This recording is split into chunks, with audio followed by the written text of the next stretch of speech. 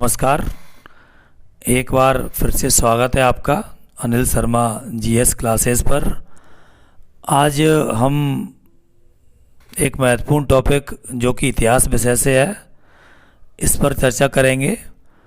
और ये इतना महत्वपूर्ण टॉपिक है कि बहुत क्वेश्चन इस टॉपिक से इतिहास में पूछे जाते हैं और बहुत इसमें बारीकियां हैं। कई बार हम आंसर लगाते समय छोटी छोटी मिस्टेक कर देते हैं, कन्फ्यूजन बहुत ज़्यादा रहता है इनमें, इसलिए हमारा क्वेश्चन कई बार गलत हो जाता है। तो ये बड़ा ही अच्छा मैंने आज आपके लिए टॉपिक तैयार किया है।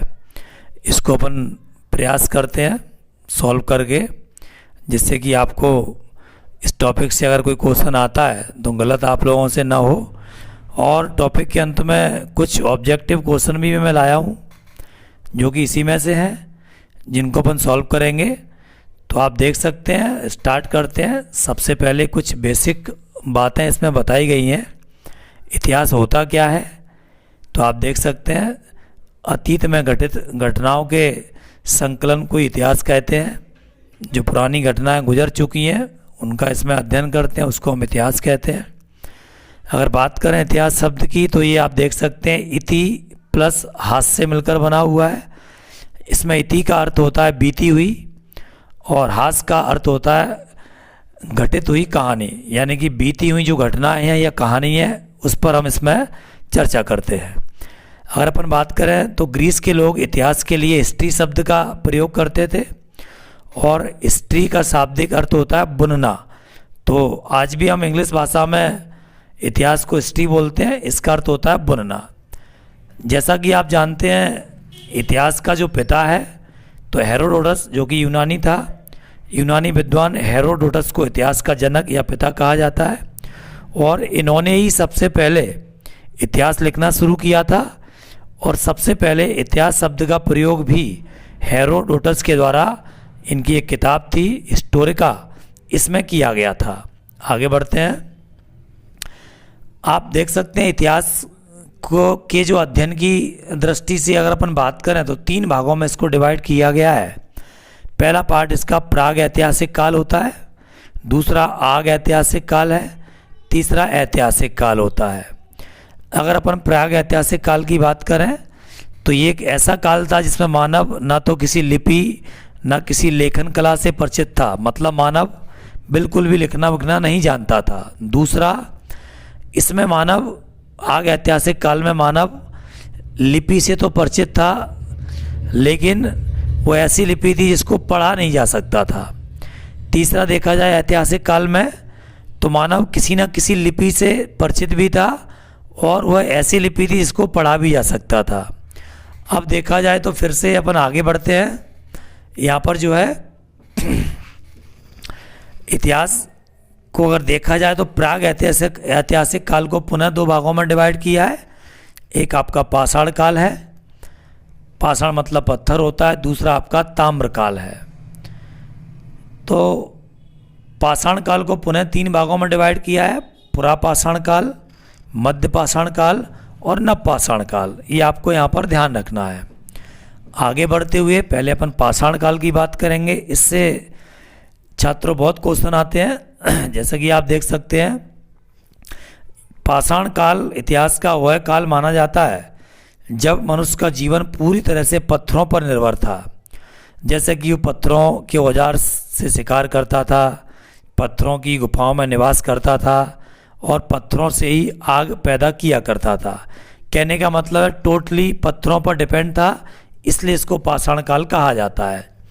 अगर अपन बात करें पाषाण काल में तो पाषाण काल 25 लाख वर्ष से लेकर 25 लाख वर्ष पूर्व से लेकर कांस्य युग तक चला है। और अध्ययन की दृष्टि से इसे भी 3 चरणों में बांटा गया है, पुरापाषाण काल, मध्य पाषाण काल और नवपाषाण काल। तो सबसे पहले इसमें बात करेंगे पुरापाषाण काल की। आप देख सकते हैं ये इतिहास का सबसे प्रारंभिक समय था। इसकी शुरुआत 20 लाख ईसा पूर्व से लगभग 12,000 ईसा पूर्व तक मानी जाती है और इसी समय के मानव को आदि मानव कहा जाता है। अगर कभी ऐसा क्वेश्चन आता है, आदि मानव की उत्पत्ति कब हुई या आदि मानव किस समय में निवास करते थे पुरापाषाण काल में, इस समय के मानव को कृषि और पशुपालन का ज्ञान नहीं था, ये आपको ध्यान रखना है। इस काल में अगर अपन बात करें, मानव का जीवन अस्थिर था, वह शिकार पर निर्भर था, शिकार करके भोजन का संग्रह करता था। और इस समय का मानव खाना बदोश था, मतलब खाना के लिए भटकता था। इस समय मानव की सबसे बड़ी उपलब्धि आग की खोज थी। ये बहुत इंपॉर्टेंट क्वेश्चन है, कई एग्जाम में आता है। मनुष्य ने या आदि मानव ने आग की खोज किस समय की? तो पुराग पाषाण काल में आग की खोज की थी।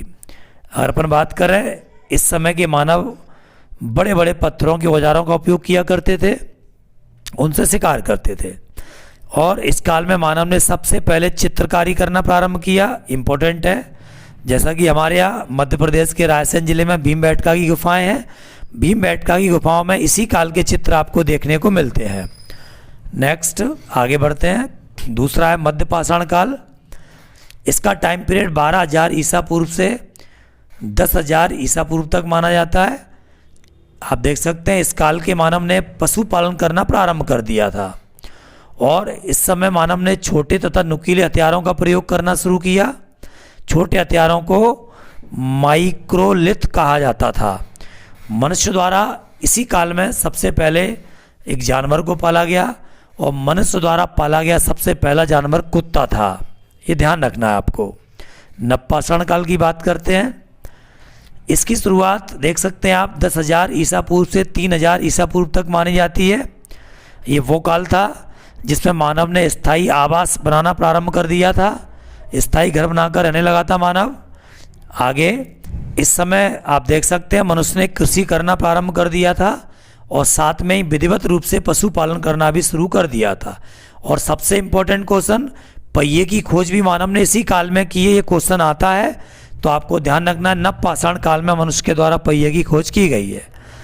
नवपाषाण काल का जो आखिरी समय था उसको ताम्रपाषाण काल कहते हैं, क्योंकि इस समय या इस काल में मनुष्य ने तांबे की खोज की थी। आप देख सकते हैं, इस काल में मनुष्य ने पत्थरों के साथ साथ तांबे के औजार बनाना भी शुरू कर दिए थे, जिनका उपयोग मनुष्य तमाम प्रकार के कार्यों में किया करता था। अगर महत्वपूर्ण तथ्यों की बात करें, कुछ इससे संबंधित महत्वपूर्ण तथ्य आपको देखने को मिलते हैं। तो पहला इसमें आप देख सकते हैं, मनुष्य ने सबसे पहले गेहूं और जौ की खेती शुरू की है, ये आपको ध्यान रखना है। दूसरा, बलूचिस्तान एक जगह है जो कि अब पाकिस्तान में है। बलूचिस्तान के मेहरगढ़ में कृषि के साक्ष्य मिले हैं, और ये स्थान वर्तमान में पाकिस्तान में है। कश्मीर में बुरजोम करके एक जगह है, यहाँ पर नवपाषाण काल में मनुष्य जमीन के अंदर गड्ढा बनाकर रहा करते थे, और मनुष्य के साथ साथ यहाँ पर कुत्ते को दफनाने के साक्ष्य भी मिले हैं। उत्तर प्रदेश में कोल्डी हवा नामक एक जगह है, यहाँ पर सबसे पहले चावल के प्रमाण मिले हैं। मध्य प्रदेश के भीमबेटका में जो गुफाएं हैं, भीमबेटका की गुफाओं में मनुष्य द्वारा सबसे पहले बनाए गए शैल चित्रों का प्रमाण मिला है, ये आप देख सकते हैं। आगे बढ़ते हैं मित्रों, कुछ महत्वपूर्ण प्रश्न इस टॉपिक से आपके सामने हैं। जैसा कि आप देख सकते हैं, पाषाण काल के लोगों का सबसे बड़ा आविष्कार क्या था? तो अग्नि, आग का आविष्कार सबसे महत्वपूर्ण आविष्कार माना गया है। दूसरा क्वेश्चन, किस स्थान पर कृषि का सबसे पहला प्रमाण मिला है? तो मेहरगढ़, ये आपको ध्यान रखना है। तीसरा क्वेश्चन, पुरापाषाण काल के लोगों का मुख्य व्यवसाय क्या था?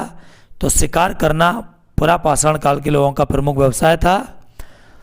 अनाज की कृषि सर्वप्रथम प्रारंभ हुई थी नवपाषाण काल में, ये आपको ध्यान रखना है।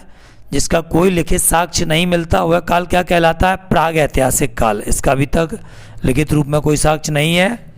गर्त आवास के साक्ष्य कहाँ मिले हैं? गर्त का मतलब होता है गड्ढा बनाकर जमीन के अंदर रहा करते थे आदि मानव, उसके साक्ष्य जम्मू कश्मीर के बुरजोम में मिले हैं। इसका आंसर भी है। भीमबेटका की गुफाएं कहाँ पर स्थित है? तो आप देख सकते हैं रायसेन के अब्दुल्लागंज में ये स्थित है, भोपाल के पास में है, ये भी आपको ध्यान रखना है। भीमबेटका किसके लिए प्रसिद्ध है? तो ये विश्व का सबसे बड़ा गुफाओं के शैल चित्रों के लिए प्रसिद्ध माना गया स्थान है। इतिहास के पिता किसे कहा जाता है? तो आप जानते हैं हेरोडोटस को इतिहास का पिता कहा जाता है। तो ये कुछ छोटी सी जानकारी मेरे द्वारा आज प्रस्तुत की गई थी। आशा करता हूँ मेरे द्वारा दी गई जानकारी आपको पसंद आई होगी। अगर ये चैनल या मेरे द्वारा दी गई जानकारी आपको अच्छी लगती है तो इसको आप लाइक करें, शेयर करें और सब्सक्राइब करें। बहुत जल्दी ही इसी प्रकार की अन्य जानकारी के साथ मैं आपके सामने जल्द प्रस्तुत होऊंगा। तब तक के लिए बहुत बहुत धन्यवाद।